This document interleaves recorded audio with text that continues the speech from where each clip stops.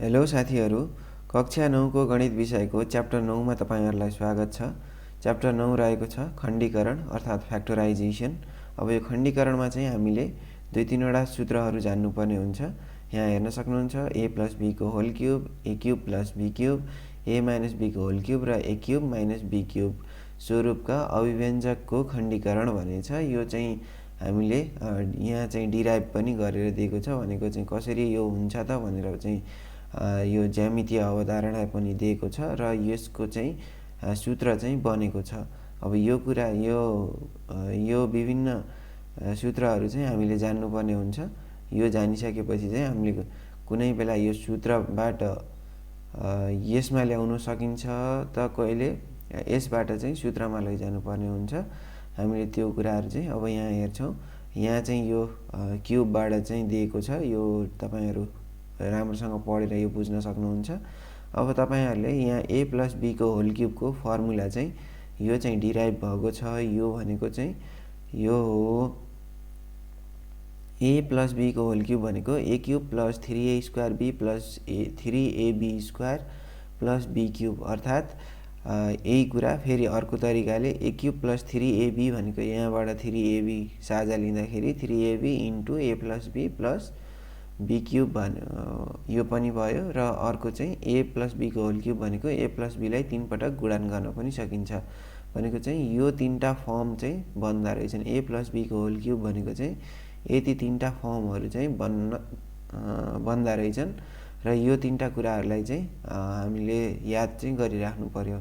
त्यसैगरी a + b को whole cube जस्तै a - b को होल क्यूब को पनि यस्तै तीनवटा कुराहरु बन्छन्। यो कुराहरुलाई यहाँ डिराइभ गरेर दिएको छ। यो कुराहरु हेर्न सक्नुहुन्छ। अब यहाँ हेर्न सक्नुहुन्छ a - b को होल क्यूब भनेको a cube - 3a² b + 3ab² - b cube हो। यहाँ 3ab² दिएको रहेछ। 3a² b + 3ab² - b cube. त्यसैगरी a - b को होल क्यूब भनेको a क्यूब - 3ab यहाँ दुईटाबाट कमन आयो a - b - b क्यूब भयो। त्यसैगरी a - b * a - b * a - b गरेर 3 पटक गुणन गरेको छ। यो कुराहरु पनि याद गर्नु पर्यो। त्यसैगरी अर्को रहेको छ a क्यूब + b क्यूब को सरलीकृत रूप भनेछ। अब यो यहाँ चाहिँ डिराइभ गरेर दिएको छ। यो चाहिँ हेर्न सक्नुहुन्छ यसलाई यहाँ चाहिँ कसरी बन्छ भनेर। अब a क्यूब + b क्यूब भनेको चाहिँ a + b को whole cube - 3ab * a + b रहेछ। भनेपछि यो याद गर्नु पर्यो। अथवा a + b * a² - ab + b² पनि हुँदो रहेछ। भनेपछि a + b को होल क्यूब को यो दुईटा कुराहरु जान्नु पर्यो। त्यसैगरी a क्यूब - b क्यूब को सरलीकृत रूप दिएको छ। यसलाई पनि यहाँ कसरी भयो त यो भनेर चाहिँ गरेको छ। यो हेर्नु होला र यसको याद गर्नुपर्ने कुरा भनेको a क्यूब - b क्यूब भनेको a - b को whole cube + 3ab * a - b अर्थात a - b * a² + ab + b²। यो कुरा चाहिँ याद गर्नु पर्यो। अब हामी उदाहरणहरुबाट हेर्छौं। यहाँ हेर्न सक्नुहुन्छ उदाहरण 1 मा भनेको छ सूत्र प्रयोग गरेर x + 3 को घन पत्ता लगाउनुहोस् भनेछ। x + 3 को घन भन्ने बित्तिकै यसलाई 3 पटक गुणन गर्नु पर्यो अर्थात क्यूब गर्नु पर्यो। x + 3 को घन x + 3 को होल क्यूब भनेको चाहिँ a + b को होल क्यूब भयो। त्यसैले a क्यूब प्लस सूत्रको 3a² भनेको चाहिँ x को स्क्वायर अनि b भनेको चाहिँ 3 भयो प्लस 3 भनेको यो अर्को सूत्रको यो 3 आयो अनि a भनेको चाहिँ x भयो र b² भनेको 3 को स्क्वायर प्लस 3 को क्यूब। भनेपछि x क्यूब को x क्यूब भयो 9x² भनेको यो 3 * 3 x² गर्दा 9x² भयो। त्यसैगरी यहाँ दिएको छ 3 को स्क्वायर भनेको 9 भयो। 9 * 3 गर्दा 27 भयो। x सँग गुणन गर्दाखेरि 27x भयो प्लस 3 को क्यूब भनेको 27 भयो। यसरी चाहिँ यस्तो खालको आन्सर चाहिँ आयो। यो x + 3 को घन गर्दाखेरि चाहिँ x क्यूब + 9x² + 27x + 27 चाहिँ हुँदो रहेछ। त्यसै गरी अर्को यहाँ x - 2 को घन पत्ता लगाउनुहोस् भनेको छ। अब यहाँ चाहिँ a + b को होल क्युब भयो चाहिँ a - b को होल क्युब गर्नुहोस् र त्यसै गरी नै यसलाई a cube - 3a² b + 3ab² - b cube गर्दाखेरि यो सूत्रमा लैजानुस् र यसरी चाहिँ आन्सर निकाल्नुहोस्। त्यसै गरी उदाहरण नम्बर 3 मा भनेको छ खण्डीकरण गर्नुहोस् भनेको छ। यहाँ पनि सेम त्यस्तै छ।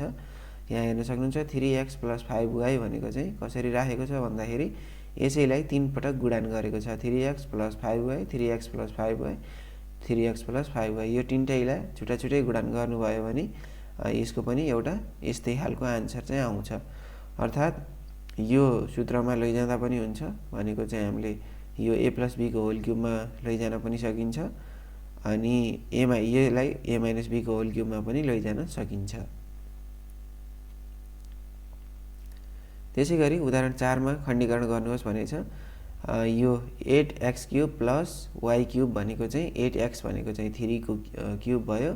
3x को होल क्युब + y³ गर्नुभयो भने a³ + b³ को सूत्रमा जान्छ भनेको चाहिँ a³ + b³ भनेको a + b * a² - ab + b² भयो।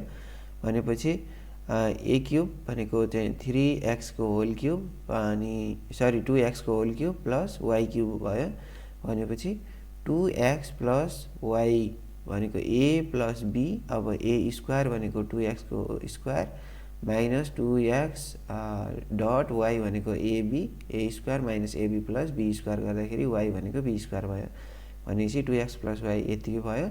2 2 जा 4 x² - 2xy भनेको यो तीनटा गुणन गर्दाखेरि 2xy + y² को y² भनेपछि यस्तो खालको चाहिँ आन्सर आयो।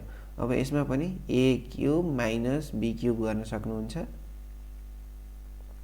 यहाँ हेर्न सक्नुहुन्छ है p/q³ लाई चाहिँ p/q को होल क्युब माइनस q/p को पनि होल क्युब गर्न सक्नुहुन्छ। a³ - b³ भनेको a - b a² + ab + b² भयो। भनेपछि यहाँ हेर्न सक्नुहुन्छ यो दिएको छ है a³ - b³ भनेको a² + a -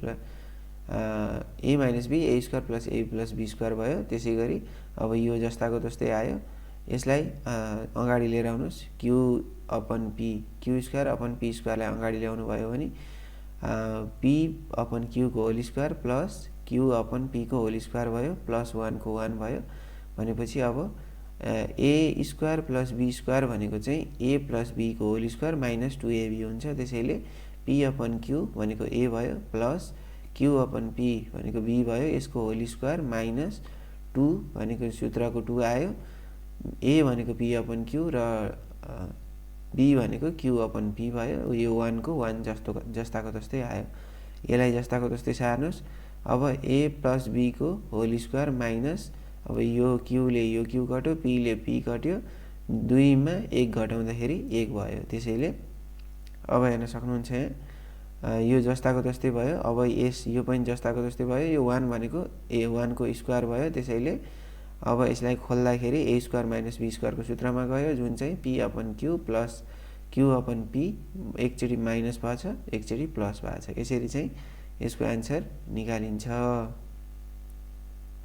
र अब तपाईहरुले माथिको यो उदाहरणहरूलाई हेरेर चाहिँ यसको 9.1 को अभ्यास चाहिँ गर्नुपर्ने हुन्छ। घन पत्ता लगाउनुहोस् भनेछ।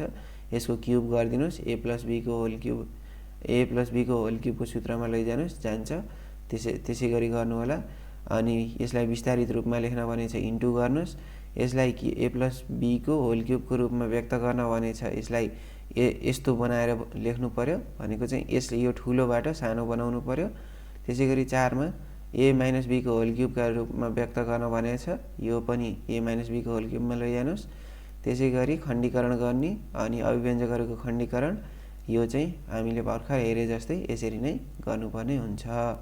यो चाहिँ तपाईहरुले माथिको उदाहरणहरू हेरेर गर्नु होला।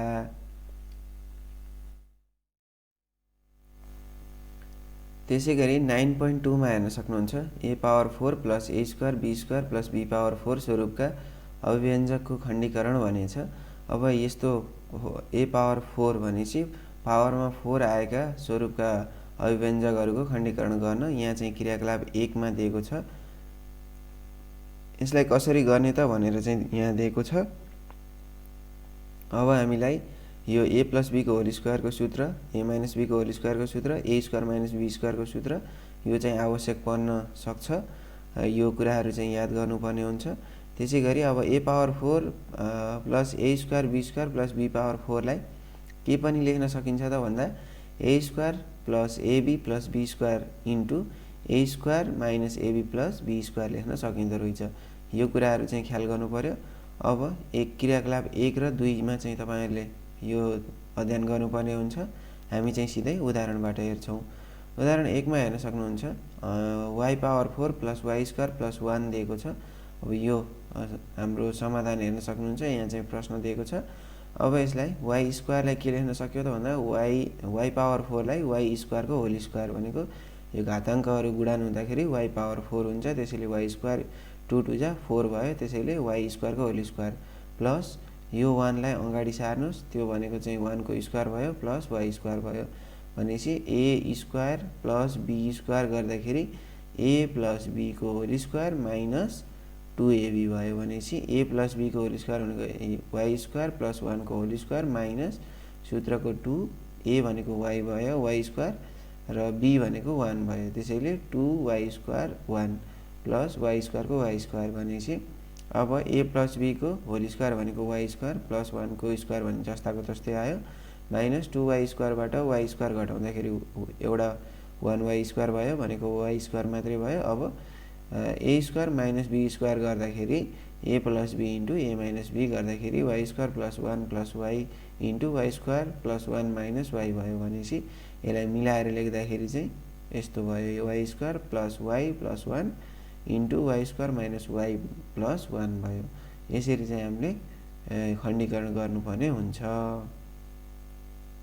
ल यो भयो उदाहरण 1। उदाहरण 2 मा हेर्न सक्नुहुन्छ y⁴ + 64 दिएको छ।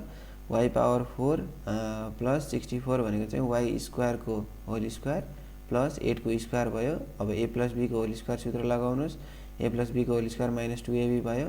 त्यसैगरी अब यो गर्दाखेरि चाहिँ 2 * 8 गर्दा 16y² भयो। 16y² भनेको चाहिँ 4y को होल स्क्वायर भयो। अब a² - b² को सूत्र लगाउँदा a + b * a - b राख्नुस्। त्यसपछि यसलाई मिलाएर लेख्दाखेरि यस्तो चाहिँ आन्सर आयो। माथि उदाहरण 1 मा जस्तो गरेको थियो यहाँ पनि त्यस्तै नै छ। र उदाहरण 3 मा हेर्न सक्नुहुन्छ अब 49a⁴ - 154a² b² + 9b⁴ दिएको छ। अब यो 49 भनेको 7 को स्क्वायर भयो। त्यसैले 7a² को होल स्क्वायर गर्यो। त्यसपछि माइनस 154a² b² लाई पछाडि धकेल्यो। 9b⁴ लाई अगाडि ल्याएर 3b² को होल स्क्वायर गर्यो। भनेको चाहिँ अब a² + b² भयो। भनेपछि a + b को होल स्क्वायर माइनस 2ab मा गयो माथि जस्तै।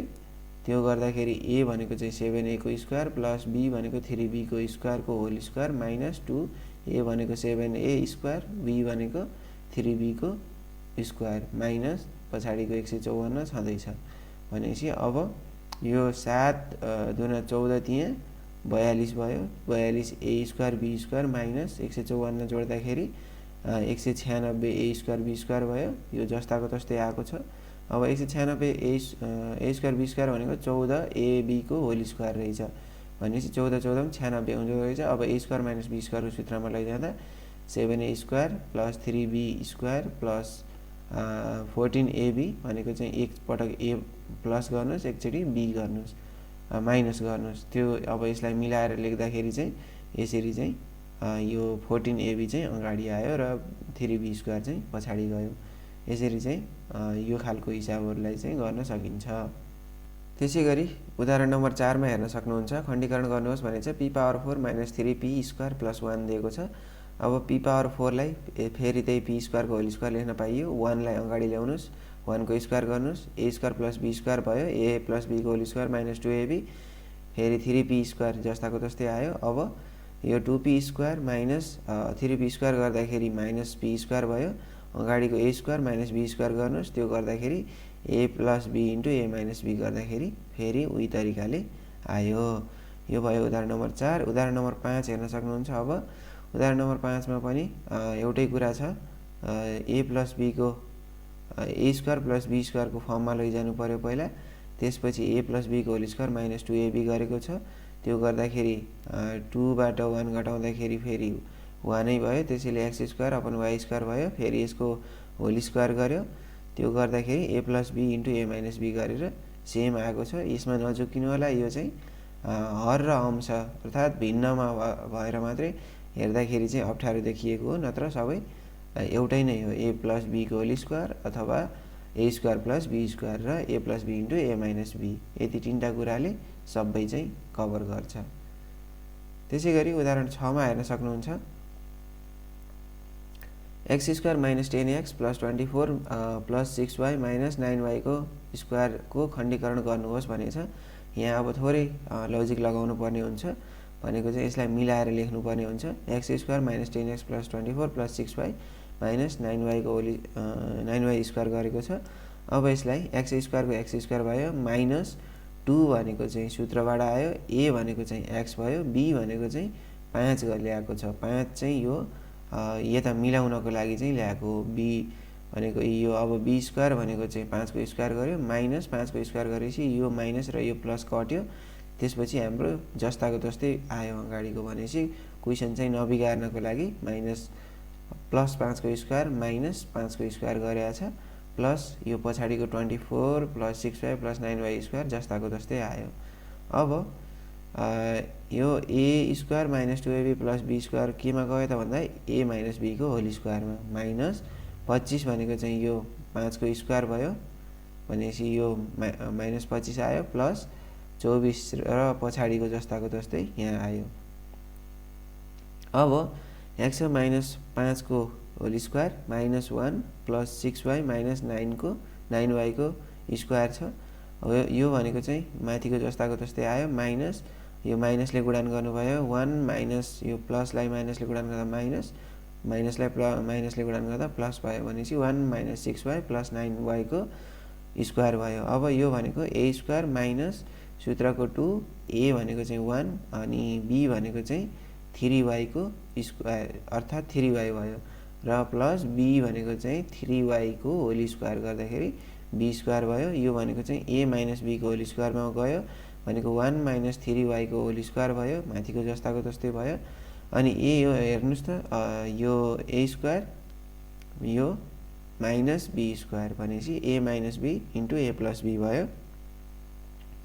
यसैलाई एकपटक प्लस गर्नुस्, एकपटक माइनस गरेर लेख्दाखेरि हाम्रो आन्सर चाहिँ x - 3y + 4 भयो। यो चाहिँ जोड्नुस्, घटाउनुस्, यहाँ के हुन्छ यहाँ पनि जोड्नुस्, त्यो गर्दाखेरि चाहिँ यस्तो चाहिँ आयो। यहाँ यसरी चाहिँ हामीले यस्तो खालको प्रश्नको समाधान गर्नुपर्ने हुन्छ। यो क्वेसन चाहिँ इम्पोर्टेन्ट छ, एक्जाममा आउन सक्ने खालको क्वेसन छ। यस्तो क्वेसनहरूलाई चाहिँ बढी प्र्याक्टिस गर्नु होला, र यसरी चाहिँ हामीले यो खण्डीकरण भन्ने च्याप्टरलाई पनि सकाइयो। यो अभ्यासहरूलाई चाहिँ माथिको उदाहरणहरू हेरेर गर्न सक्नुहुन्छ।